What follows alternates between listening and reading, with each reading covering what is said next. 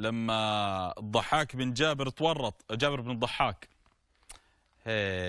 تورط. الحين المقداد يعني هو عبارة عن ابن أخيه، تفوق على ابنته مياسة، ومياسة ركبت راسها أريده خلاص أبغى أتزوجه. فهو الآن يرفض ابن أخيه، رفضت لأنه فقير، والحين تخليت عن الشرط بنتك، ليه ما تخليت لما تقدم سادة العرب؟ ليه ما تخليت عنه؟ فوقع بين نهرين أحلاهما مر، ما استطاع أن يفعل. فقام بدعوة أصدقائه وحاشيته من قومه، واجتمعوا بعيدا عن المضارب. قال لهم اسمعوا، أنا في ورطة الحين ما أعلم ما أقول، ابنتي أصرت عليه وهو أتى بشرط ابنتي. فقام رجل قال لا عندي الحل. وش الحل؟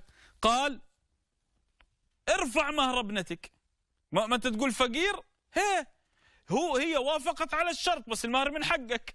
عرب تدخل من هنا يدخلوا لك من هنا، عرب. يعني ابنتك وضعت شرط أن توافق عليه، خلاص أتى بالشرط هزمها. زين هو الآن وافقت، بقي المهر، من يضع المهر؟ من يضع المهر؟ الأب.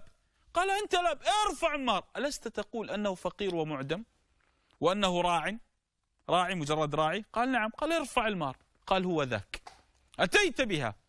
فقال خلاص وافقت. رجع في صبيحة اليوم التالي قال لابن أخيه المقداد أنا موافق وبنتي موافقة، الله يوفقكم، بس أنا أبوها أريد مهر. تعرف هذا بعض الناس يعني أنت حينما تراه تظن أنه يريد مصلحتك وهو يصفع فيك، عرفت؟ وأنت ما تقدر ترد عليه لأنه كلامه منطقي. يعني تخيل أنت تتقدم رجل أنت عارف أنه ما يطيقك، يقول لك يلا خلاص بنتي موافقة الله يوفقكم، بس تدفع مهر 100,000 يعني، وحتى نضمن المستقبل. أنت عارف أنه يصفع فيك صفع بس ما تقدر ترد، ما تقدر ترد.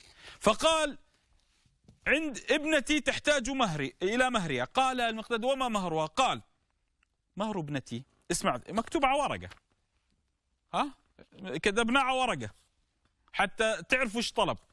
قال جابر بن الضحاك لابن أخيه مهر ابنتي 400 ناقة حمر وبيلون. يعني تخيل أنت وش مهر تتقدم واحدة غنية يقول لك أبوها مهر بنتي 400 سيارة نيسان باترول نسمو اسمها نسمو، والعفش من داخل أحمر، الحق على اليابان تصنع لك. تصور هو يقول لا 400 ناقة حمر لم يحمل عليها شيء، يعني مدللات، يعني ليست الناقة لوضع الرحال والسفر، لا بس ناقة عروض تجارة. هذا وين نحصلها؟ وكالة، يعني أنت تطلب سيارة وكالة. وحمر النعم، النبي صلى الله عليه وسلم ماذا قال لعلي؟ لا يهدي الله بك رجلا واحدا خير لك من حمر النعم. هو طلب 400 ناقة حمر، لا ولم يحمل عليها شيء، يعني العداد زيرو. ثم قال وحتى لا أثقل عليك 400 رأس من الخيل. هذا لو أنا عندي هذا الحين أنا هامور، لو أنا الآن عندي 400 إبل و400 خيل أنا هامور.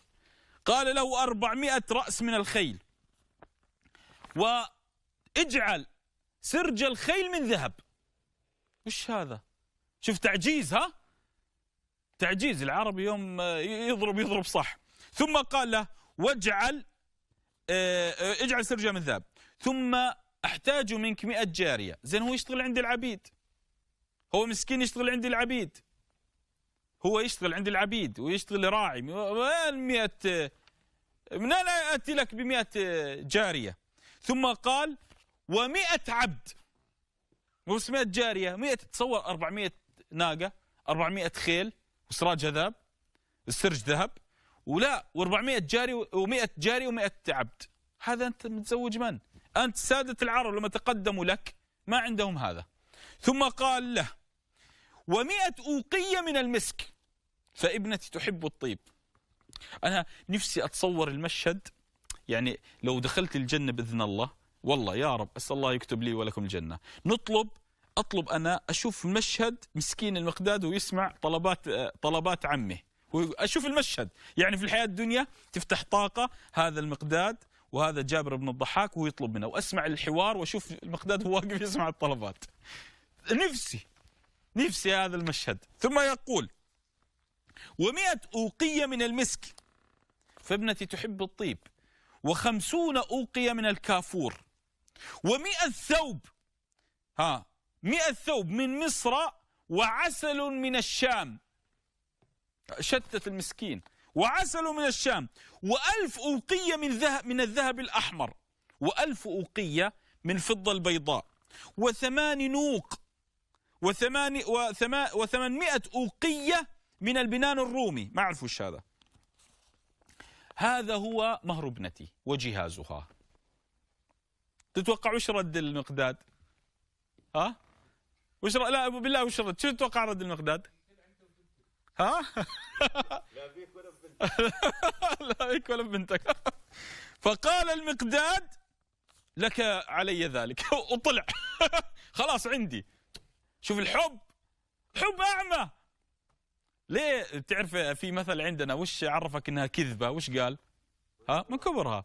يعني لما واحد يقول لك والله انا جدي، مثل العرب يعني يقول احدهم: جدي انا عنده بطيخة بحجم مثلا 100 متر. فقال الآخر: وأنا جدي عنده طبق ب100 200 متر. قال: كيف معقول؟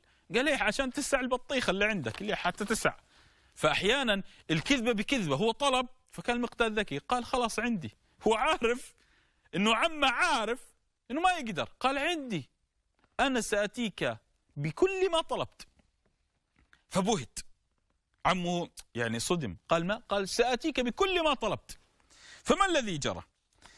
خرج المقداد من كندة يطلب مهر المياسة. فعلا الرجل ما أدري، فعلا خرج يطالب بالمهر. خرج يطلب مهر، يريد المهر. ثم وهو ماشي في الدرب في الصحراء التقى قافلة من قوافل قريش. كانت لإلاف قريش إلافهم رحلة الشتاء والصيف. كان قوافل تروح الشام واليمن. فالتقى وهو ماشي في الدرب، خرج من قبيلة كندة وهو ماشي في الخيل، وجد، لأنه خال أعطاه خيل، وجد قافلة فيها 300 ناقة حمر. قال: هذا الطلب الأول. هو قال: هذا الطلب الأول، خلاص هاي 300 ناقة، بقى علينا 100 ناقة. فأصبح ومعها 3 فرسان يحموها. 300 ناقة هذه معها 3 فرسان يحموها. فصاح عليهم صيحة عظيمة وحمل عليهم بالسيف. فقال له أحد الفرسان، شافه صغير شاب، قال: ارجع عن سادة مكة. هذا الخير لأهل مكة، لأهل قريش. يعني اتركهم، نصيحة، لأن القريش كانت سادة من سادات العرب. اتركهم، فهذا الخير لسادة قريش. ويلك ثم ويلك، ويلك ثم ويلك من سادات الحرم. قال: ومن سادات زمزم وصفا. فهو خاف، تراجع لما عرف إن خلاص بيقطعوك وأنت عريس، ودائما العريس يخاف دائما. يعني في أتوقع نص نسيت، وناكح لم يبني بعد، والله نسيت، إن شاء الله بتذكره. ناكح لم يبني بعد حاجة له أجر، يعني أجر كبير. رجل رفع بيته ولم يسكن، وناكح لم يبني بزوجته. نسيت الحديث. المهم في حديث جميل إن شاء الله بتذكره. المهم فهو الآن عريس، وش يسوي؟ فقال: ما بك، يعني وش حملك أنت واحد تهجم على 3 فرسان يقطعوك وتسرق 300 ناقة حمر، ليه؟ فأخبرهم القصة. قال: عمي طلب كذا وكذا وكذا. فقال أحدهم: لقد ظلمك عمك بهذا المهر، ظلمك عمك، وما طلب ذلك إلا لتهلك. يعني أنت وين مخك؟ ترى ما طلب منك هذه الأمور إلا حتى تهلك وتموت في طلب مهرها.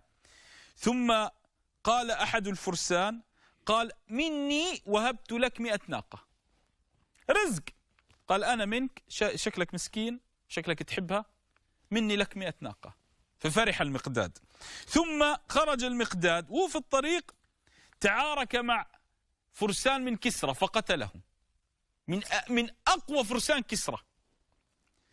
فأعجب به كسرى،